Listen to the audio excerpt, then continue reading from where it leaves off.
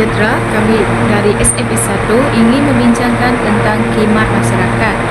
Khidmat masyarakat merujuk kepada usaha atau aktiviti sukarela yang dilakukan oleh individu atau perkumpulan untuk membantu dan memberi manfaat kepada komuniti atau masyarakat sekeliling tanpa mengharapkan ganjaran material. Dengan ini, kami mengambil tajuk tentang alam sekitar. Alam sekitar merujuk kepada segala komponen semula jadi dan buatan manusia yang wujud di sekeliling kita, termasuk udara, air, tanah, tumbuh-tumbuhan, haiwan, serta unsur fizikal dan biologi lain yang membentuk persekitaran kehidupan. Sejahtera, saya Tasha dari SMP 1. Hari ini saya ingin membentangkan cara mengatasi pencemaran alam sekitar. Cara-cara mengatasi pencemaran alam sekitar ialah mengitar semula. Contohnya seperti 3R, iaitu Reduce, Reuse, Recycle, yang boleh mengurangkan penggunaan plastik dan juga menggunakan semula barang yang boleh dipakai, dan kitar semula kertas, botol dan tin. Cara yang kedua ialah pendidikan dan kesedaran alam sekitar. Contohnya mengadakan kempen, ceramah dan aktiviti gotong royong, dan juga mendidik masyarakat tentang kepentingan menjaga alam sekitar. Cara yang ketiga ialah penguatkuasaan undang-undang alam sekitar. Contohnya memberi hukuman tegas kepada individu atau syarikat yang mencemarkan alam, dan juga lesen kilang harus dikawal dan dipantau. Cara menjaga alam sekitar. Caranya adalah menjaga alam sekitar penting untuk kesejahteraan hidup dan generasi yang akan datang. Kita boleh mulakan dengan mengurangkan penggunaan plastik, mengitar semula bahan buangan serta menggunakan tenaga dan air secara bijak. Elakkan membuang sampah merata-rata dan tanam lebih banyak pokok untuk mengekalkan keseimbangan alam.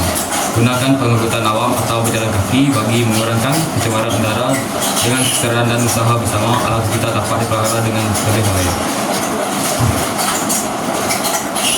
Seterusnya, kesan jika tidak menjaga alam sekitar. Kesannya ialah yang pertama, pencemaran alam seperti udara, air dan tanah menjadi tercemar akibat sisa industri, pembuangan sampah sembarangan dan penggunaan bahan kimia yang berbahaya. Yang kedua, pemanasan global. Penebangan hutan dan pelepasan gas rumah kaca menyumbang kepada peningkatan suhu bumi yang menyebabkan perubahan iklim. Dan yang ketiga, keputusan flora dan fauna. Habitat semula jadi musnah menyebabkan banyak spesies haiwan dan tumbuhan pupus. Seterusnya, bencana alam. Bencana alam seperti risiko banjir, tanah runtuh dan kemarau meningkat akibat ketidakseimbangan ekosistem. Seterusnya ialah kepentingan menjaga alam sekitar. Menjaga alam sekitar sangat penting kerana yang pertama dapat memastikan kelestarian hidup. Alam sekitar yang bersih dan sihat menyediakan udara segar, air bersih dan makanan yang mencukupi untuk manusia dan kehidupan lain. Yang kedua, mengurangkan bencana alam. Aktiviti seperti penebangan hutan dan pencemaran boleh menyebabkan badai, tanah runtuh dan perubahan iklim. Yang ketiga, menjamin kesihatan manusia.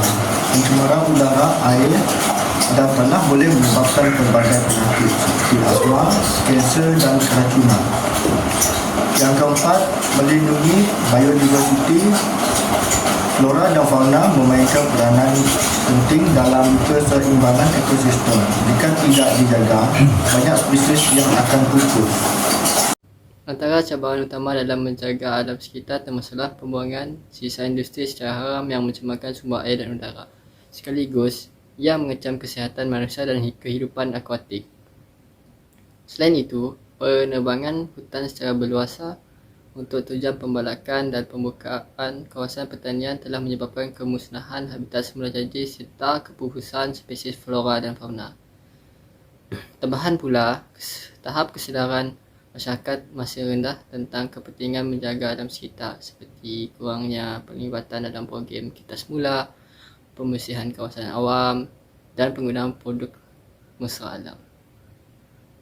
turut menjadi halangan besar pembuangan yang besar tanpa perancangan yang mampan seperti pembinaan kilang dan penempatan di kawasan sensitif alam sekitar, menyumbang kepada pencemaran udara, bunyi dan hakisan tanah.